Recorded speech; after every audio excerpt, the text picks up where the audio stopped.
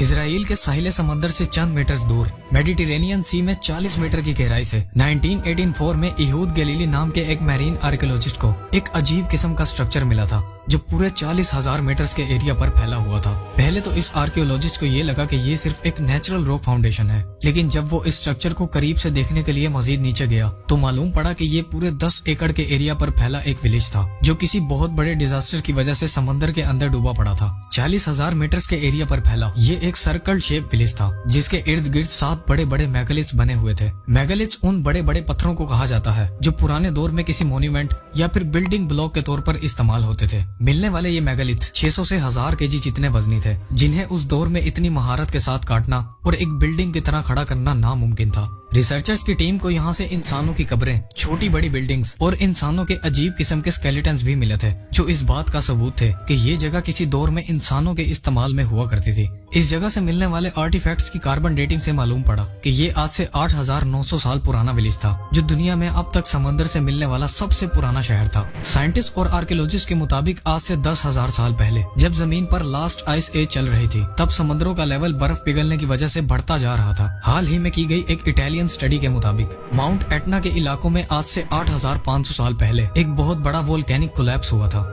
जिसने मेडिटेरेनियन सी में एक 10 स्टोरी जितने ऊंचे सुनामी को जन्म दिया था और उस सुनामी ने मेडिटेरेनियन सी के साहिल पर बसने वाले तमाम शहरों को सिर्फ चंद घंटों में तबाह कर दिया था। क्योंकि कार्बन डेटिंग इस बात का सबूत थी कि एटलेट याम 8,900 साल पुराना एक बहुत बड़ा विलेज था और ये 10 स्टोरी बिल्डिंग जितना ऊंचा सुनामी भी उसी दौर में पैदा हुआ था। इसीलिए साइंटिस्ट का ये मानना है कि यही वो वजह थी जिसकी वजह से एटलेट याम आज समुद्र की गहराइयों में दुनिया से छुपा पड़ा है।